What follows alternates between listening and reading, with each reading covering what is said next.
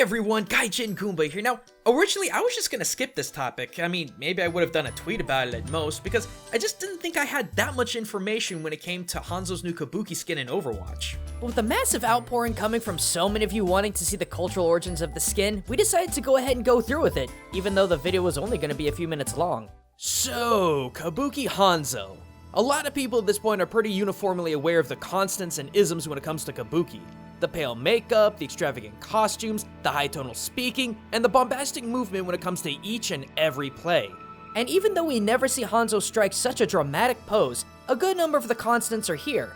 The pale makeup with red accents, the complex yet lavish costume. As soon as we saw this skin, we knew exactly what it was, but that only begs the question, why is this skin and Kabuki itself the way that it is? It's obviously iconic and unique, but what's the story behind it?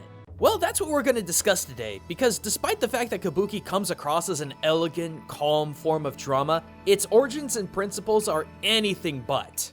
Kabuki first came to be in the 1600s by a woman named Izumo no Okuni, a Miko or shrine priestess at Grand Shrine Izumo.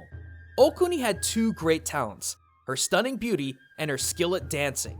As a Miko, she was sent off to Kyoto to collect alms for the shrine by performing customary and sacred dances. But Okuni's beauty and interpretations of those dances added a flair of innuendo that drew a much larger crowd for reasons beyond supporting the shrine. Heh, kind of an understatement if you ask me. When Izumo Shrine summoned Okuni to return, she rejected the call yet still sent back money. So instead of going home, Okuni began to gather up other women to form a troupe. They were social outliers, daring actors that pushed the limits of social norms, and more than a few times pushed their lewd nature into the realm of prostitution. This inevitably led to the banning of women in the practice of Kabuki by the shogun in 1629, only allowing men to perform. But that sure didn't stop the movement. Men picked up the roles and evolved the dance into wild drama. While the female trope of Kabuki was no more, men were more than willing to pick up the tradition of pushing radical performances by retelling old tales and creating new ones using extravagant makeup and costumes. Yeah, speaking of, why exactly did Kabuki actors favor white makeup? And why are those costumes so massive and elaborate? I've heard they can weigh as much as 50 pounds, and in Hanzo's case, that white makeup and bulky outfit isn't doing him any favors. That's because Kabuki performers wanted to give their audience a feeling of a living, breathing ukiyo-e painting. In fact, actors wanted the experience to be so pure and authentic that they made sure their sets didn't cast a single shadow, exactly as ukiyo-e paintings. The actors would apply pale skin makeup with highlighted accents to their face, which they did themselves by the way, mirroring the ukiyo-e art style as close as possible. And the red accents in their makeup that Hanzo shares? Those accents, from what I researched, actually represent redness of the face, blood vessels, hot skin, things that would normally occur when people are hyped, energetic, or enraged. This makeup helped to over-exaggerate the emotions and characteristics of different players in the story. And in Hanzo's case, though he's still very focused and collected, he still succumbs to anger and rage within Overwatch's story. A hot-headed son of a Yakuza clan leader seeking redemption on a lonely road. In light of this, giving him those red accents which accentuates a character's heated emotion makes all the sense in the world. But what about Hanzo's costume? I mean, he looks like an archer that stepped right out of the Ginpei War back in 1180. Well, that's cause he is. During the Ginpei War between the Minamoto and Taira clans at the Battle of Yashima in 1184, the Taira Navy taunted the Minamoto army offshore by placing a fan high atop one of their boats, goading the Minamoto to shoot it down.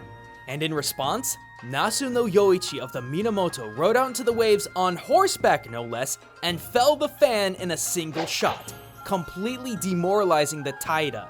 Now, I don't know about you, but in the hands of the right player, Hanzo can rack up one-hit kills from insane distances like nobody's business. Just like Yoichi felling tiny targets from yards and yards away. And the story of Nasu no Yoichi, like so many other tales of old, are often cited or even performed in Kabuki, like the play Hikegani, which actually tells this very tale.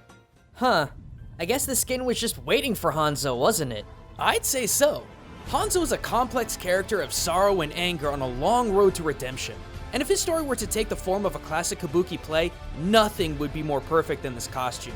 The lines and lines of red accents that highlight his frustration and anger as a character, the elaborate costume reminiscent of another famous archer, it's all there.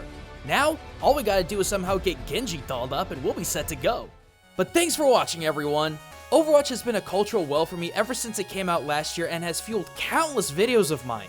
So if you want to check out even more culture in Overwatch, click those annotations or links in the description to see even more. And I hope you consider subscribing for even more culture in gaming. But until next time everyone, this is Gaijin Goombah, signing out.